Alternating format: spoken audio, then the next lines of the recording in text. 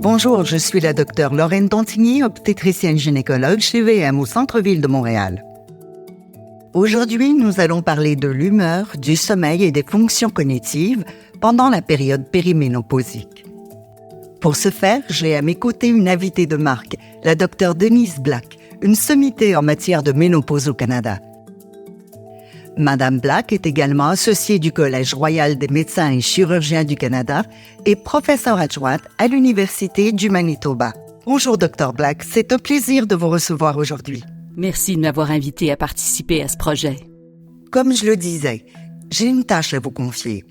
J'aimerais que vous nous aidiez à comprendre le problème de l'humeur, du sommeil et des fonctions cognitives pendant la période périménopausique. La semaine dernière, une patiente de 49 ou 50 ans est venue me voir avec des documents et une liste. Elle m'a dit « Vous êtes le 4e ou 5e médecin que je consulte, donc j'espère que vous pourrez m'aider parce que vous êtes mon dernier espoir. Il s'est passé beaucoup de choses au cours des 6 à 12 derniers mois et je ne comprends pas ce qui m'arrive. J'ai du mal à me concentrer et quand je suis au travail, j'oublie beaucoup de choses. Je pars pour le travail et j'oublie mon cellulaire ou mes clés. Au travail, ce n'est pas si mal, mais on dirait qu'il me faut beaucoup plus de temps qu'avant pour accomplir mes tâches. Ensuite, je rentre à la maison et je n'ai plus d'énergie pour accomplir toutes les tâches que je devrais faire. Un rien m'irrite et je me mets à pleurer sans raison. Puis la nuit tombe. Je vais me coucher sans savoir si je vais parvenir à dormir, ni comment je vais dormir. Je ne sais pas combien de fois je vais me réveiller pendant la nuit et si je pourrais me rendormir. Je me réveille trempée à cause des bouffées de chaleur et des sueurs nocturnes et quand vient le temps de me lever le matin, ça me prend tout ce que j'ai pour sortir du lit. Et je suis encore plus fatiguée qu'au coucher. Dr Black, qu'est-ce qui se passe? Est-ce simplement l'âge? Qu'est-ce qui se passe? Vous savez, c'est pénible. Ce sont des symptômes tout à fait typiques que les femmes ménopausées mentionnent souvent. Je trouve vraiment désolant que ce soit la réalité de nos patientes aujourd'hui. Pour mettre les choses en perspective et comprendre l'ampleur du problème, je dirais que 85% des femmes éprouvent des symptômes pendant la transition ménopausique. On sait que c'est une période très symptomatique et que les quelques années qui suivent peuvent l'être aussi. Les bouffées de chaleur persistent en moyenne 7 ans et demi. Sur les 85% de personnes qui présentent des symptômes, un quart à un tiers d'entre elles les qualifient de graves ou fréquents. On estime que les femmes âgées de 45 à 60 ans représentent 25% de la main-d'œuvre à temps plein au Canada. Ce sont 15% des femmes souffrant de bouffées de chaleur graves qui quitteront leur emploi. Ce qui a 2 conséquences. L'employeur perd une employée expérimentée et appréciée, mais cette femme se retrouve également dans une situation financière désavantageuse. Elle aura moins d'économies, ses revenus ouvrant droit à pension seront inférieurs et elle risque donc de se retrouver dans une situation de pauvreté à un âge avancé. Pouvez-vous nous expliquer le contexte dans lequel s'inscrivent tous ces symptômes qui s'entremêlent? Tout d'abord, je tiens à préciser que le brouillard mental, tel que décrit par votre patiente, est très courant. En fait, il est presque universel. Parmi les symptômes du brouillard mental, on peut citer la difficulté à maintenir le fil de ses pensées, être facilement distraite et oublier ses intentions, comme entrer dans une pièce et oublier ce qu'on est venu y faire. Heureusement, les fonctions exécutives supérieures du cerveau et la résolution de problèmes complexes restent relativement inchangées. Toutefois, les problèmes de mémoire verbale sont propres à la transition ménopausique. Quelqu'un vous dit quelque chose et 30 secondes plus tard, vous l'avez déjà oublié. Donc, lorsqu'une patiente vient vous voir avec ces symptômes, il est important de la rassurer et de lui dire qu'à la ménopause, le brouillard mental est très courant, puis de voir avec elle dans quel domaine elle éprouve des difficultés. Il faut aussi lui dire que si les gens ont des problèmes de perturbation de la mémoire verbale, c'est que le cerveau doit trouver d'autres façons d'enregistrer l'information ou les souvenirs. Car certaines régions du cerveau s'adaptent à des niveaux d'estrogène plus faibles. J'aimerais maintenant vous présenter un modèle qui permet d'expliquer certaines de ces choses. Les docteurs Pauline Maquet et Nicole Graff ont créé ce modèle et l'ont mis à notre disposition pour nous aider dans nos explications. Il établit un lien entre un grand nombre des changements biologiques qui surviennent à la ménopause et certains des symptômes cérébraux. Là encore, la perturbation de la mémoire verbale est le symptôme cérébral le plus courant. Les souvenirs verbaux sont stockés dans une partie précise du cerveau appelée hippocampe. Or, l'hippocampe possède de nombreux récepteurs d'estrogène.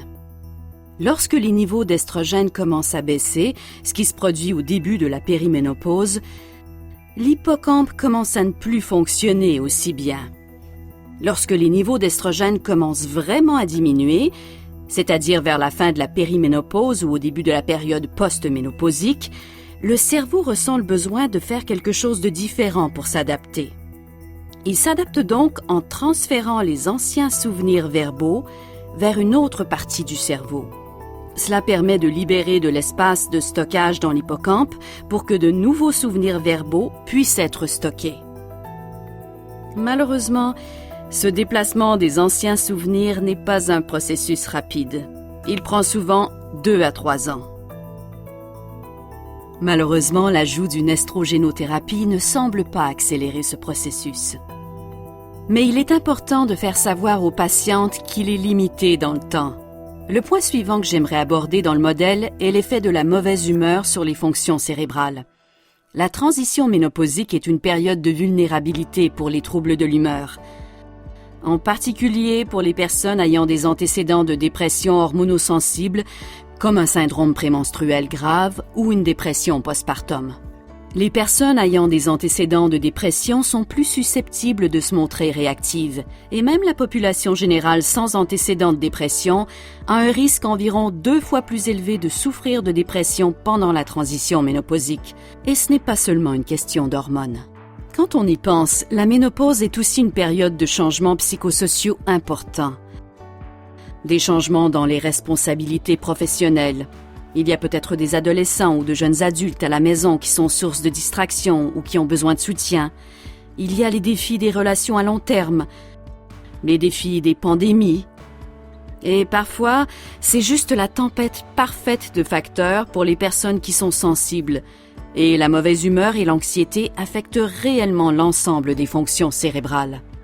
On ne sait pas très bien si le traitement des troubles de l'humeur entraîne un rétablissement complet des fonctions cérébrales ou seulement un rétablissement partiel. L'élément suivant du modèle est le sommeil. Le sommeil est d'une importance capitale. Des données très fiables indiquent que le manque de sommeil est directement lié aux problèmes d'apprentissage. Donc, les personnes dont le sommeil est perturbé ou qui n'ont pas un sommeil très réparateur peuvent éprouver des difficultés d'apprentissage verbal et de mémoire. La ménopause et des symptômes comme les bouffées de chaleur et les sueurs nocturnes peuvent nuire à la qualité du sommeil, tout comme les douleurs musculo-squelettiques, la mauvaise humeur ou l'anxiété, de sorte qu'on se demande « Est-ce que je vais pouvoir m'endormir? Quel effet cela aura-t-il sur ma performance demain? J'ai quelque chose de très important à faire, il faut que je dorme bien. » L'apnée du sommeil, les ronflements, les vôtres ou ceux de votre partenaire, le syndrome des jambes sans repos, tous ces facteurs peuvent être à l'origine d'un mauvais sommeil, ce qui peut aggraver l'anxiété, les problèmes d'humeur et de mémoire et augmenter le risque de maladies cardiaques. Quand on parle de sommeil, il s'agit souvent d'un cercle vicieux. Moins on dort, plus les autres problèmes s'aggravent. Le dernier élément du modèle dont je voudrais parler est celui des symptômes vasomoteurs, mieux connus sous le nom de bouffées de chaleur et sueurs nocturnes. Ils sont désagréables et gênants. Ils peuvent empêcher de dormir et nuire à l'humeur et aux fonctions cérébrales. De plus, il y a de nouvelles données probantes qui montrent qu'ils peuvent causer des dommages physiques importants au cerveau. J'aimerais maintenant vous présenter quelques images IRM issues de travaux récents réalisés notamment par les docteurs Rebecca Thurston et Pauline Maki aux États-Unis. Elles ont examiné les IRM du cerveau de 226 femmes âgées de 45 à 67 ans, qui n'étaient pas traitées par hormonothérapie et qui présentaient des symptômes vasomoteurs. Sur les IRM, ils ont recherché ce qu'on appelle des hypersignaux de la substance blanche. Ces hypersignaux de la substance blanche, en particulier sur le panneau de droite, indiquent une cicatrisation irréversible et des dommages irréversibles à la matière cérébrale en tant que telle. Ce sont des indicateurs précoces du risque de déclin cognitif, de démence et d'AVC.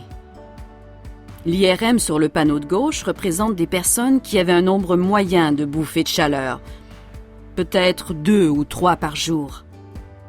On peut voir qu'il y a un peu de blanc, mais dans l'ensemble, la structure du cerveau semble assez normale.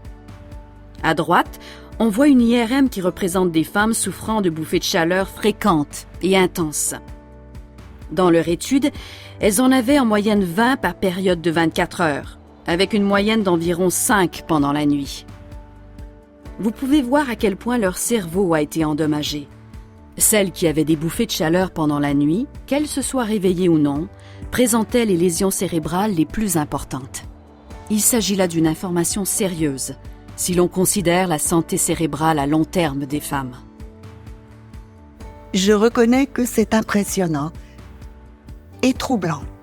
Je pense que cela va inciter les gens à prendre en charge ces bouffées de chaleur, modérées à graves, du moins je l'espère. Merci beaucoup, Dr. Black, de nous avoir éclairés sur ce problème spécifique et accablant lié à l'humeur, au sommeil et à la cognition pendant la période périménopausique. Merci, Dr. Black. Merci. Dans le prochain segment, nous discuterons de la manière de prendre en charge ces problèmes d'humeur, de sommeil et de cognition, ainsi que de tous les moyens thérapeutiques impliqués. Restez avec nous.